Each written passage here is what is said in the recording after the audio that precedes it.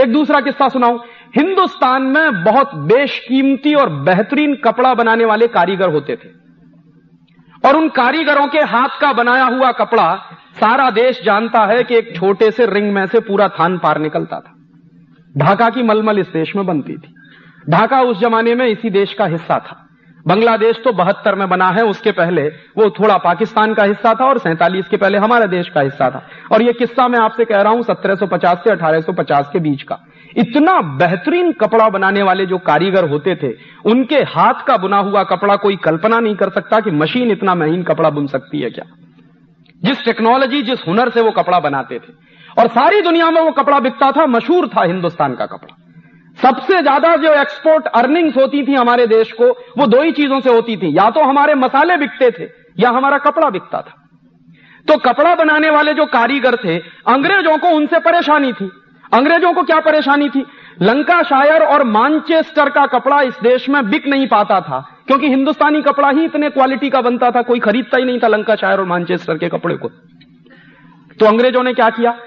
Free trade के नाम पर हिंदुस्तान का बेहतरीन कपड़ा बनाने वाले कारीगरों के अंगूठे काटे गए, उनके हाथ काटे गए।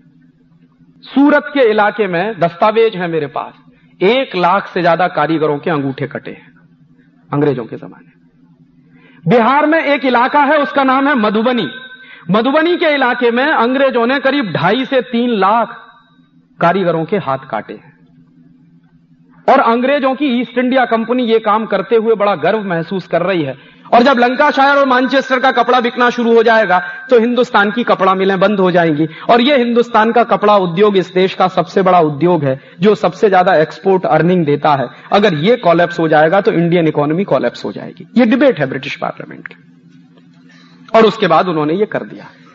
बाद में क्या हुआ है कि लंकाशायर और मानचेस्टर से आने वाले कपड़े पर टैक्स हटाया गया, और हिंदुस्तान के व्यापारियों के ना सिर्फ अंगूठे और हाथ काटे गए हैं, बल्कि हिंदुस्तान के व्यापारी जो कपड़ा बना रहे हैं उन पर टैक्स भी बढ़ा दिया गया।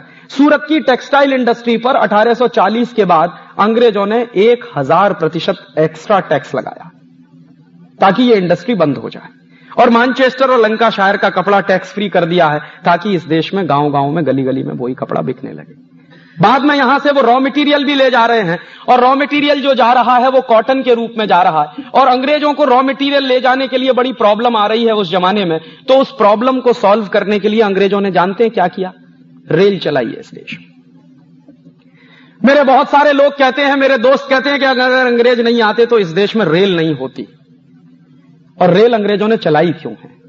रेल अंग्रेजों ने चलाई है ताकि हिंदुस्तान के गांव गांव से कॉटन इकट्ठा करके रेल में भर के उसको बंबई तक पहुंचाया जाए, और बंबई से पानी के जहाज में भर के लंदन ले जाया जाए।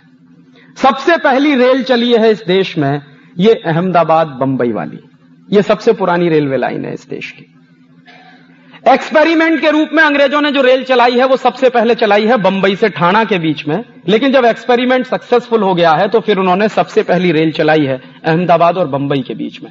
ये जो अहमदाबाद और बंबई का पूरा इलाका है, ये सबसे बेस्ट किस्म के कॉटन प्रोड्यूसर एरियाज रहे हैं। तो यहां से क्या होता है, रेल चल रही है, उसमें कॉटन भर भर के यहां आ रहा है बंबई के बंदरगाह पर, और बंबई के बंदरगाह से वो कॉटन जहाजों में भरकर इंग्लैंड जा रहा है। तो जहाजों में जो कॉटन भरकर इंग्लैंड जाता था तो अंग्रेजों को अपने खाली जहाज भेजने पड़ते थे ताकि यहां का कॉटन भर के लंदन जाए। तो अक्सर क्या होता था कि अंग्रेजों के जो जहाज आते थे खाली या खाली, वो कभी कभी डूब जाया करते थे। अक्सर खाली जहाज जो होता है वो समुद्र में डूबने के चांसेस उसके ज्यादा होते हैं। तो अंग्रेजों ने उसकी एक युक्ति निकाली थी कि वहां से जहाज खाली नहीं आना चाहिए। तो अंग्रेज क्या करते थे कि उसमें नमक भर के उस जहाज को हिंदुस्तान में भेजा करते थे, और वो नमक यहां बंबई के बंदरगाह पे निकाल दिया जाता था, और उसमें फिर कॉटन भर के वो जहाज वापस लंदन चला जाता था। नतीजा क्या होने लगा कि अंग्रेजों के जहाज आते थे तो नमक आता था, नमक आता था तो नमक का ढेर लग जाता था। तो अंग्रेजों की ईस्ट इंडिया कंपनी को प्रॉब्लम हुई कि इस नमक का करें क्या। तो उन्होंने एक नियम बना दिया कि हिंदुस्तान के गांव गांव में ब्रिटेन का नमक बिकवाना शुरू कर दो। तो इसके लिए उन्होंने क्या किया? इसके लिए उन्होंने यह किया कि हिंदुस्तान में जो अपना नमक बनता था स्वदेशी, उस पर टैक्स लगा दिया, और ब्रिटेन का जो नमक आता था उसको टैक्स फ्री कर दिया। नतीजा क्या निकला कि हिंदुस्तान में अंग्रेजों का गांव गांव में नमक भी बिकने लगा, और यह बात गांधी जी को बर्दाश्त नहीं थी। गांधी जी की उम्र उस जमाने में, ये 1890 की बात मैं कह रहा हूं, मुश्किल से 20-21 साल की उम्र थी। 20-21 साल की उम्र में वो लंदन में थे और लंदन की एक वेजिटेरियन काउंसिल के मेंबर थे। तो लंदन की वेजिटेरियन काउंसिल के मेंबर की हैसियत से उन्होंने एक लेख लिखा था 1890 में, उसकी फोटोकॉपी मुझे मिल गई है। उस लेख में गांधी जी लिख रहे हैं कि ये अंग्रेज कितने क्रूर हैं, इन्होंने हिंदुस्तानी नमक पर भी टैक्स लगा दिया है। और हिंदुस्तानी नमक पर टैक्स लगा के इन्होंने क्या किया है, गांव गांव में हिंदुस्तानी नमक महंगा हो गया है। और अंग्रेजों की चाल यह है कि उनका जो ब्रिटिश नमक है वो हिंदुस्तान के गांव गांव में बिके। और वो क्या कह रहे हैं, वो कह रहे हैं कि अंग्रेजों के दोनों हाथ में लड्डू हैं।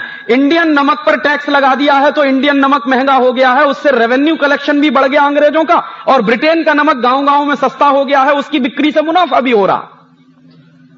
और तब गांधी जी कह रहे हैं कि ये तो इतना क्रूर कानून है, इसके खिलाफ तो कुछ होना चाहिए। गांधी जी की उम्र उस समय मुश्किल से 20-21 साल की है, लेकिन उस उम्र में उनके दिमाग में ये मंथन चल रहा है कि कुछ होना चाहिए। और वो मंथन चलते चलते 1930 में नमक सत्याग्रह के रूप में प्रकट हुआ।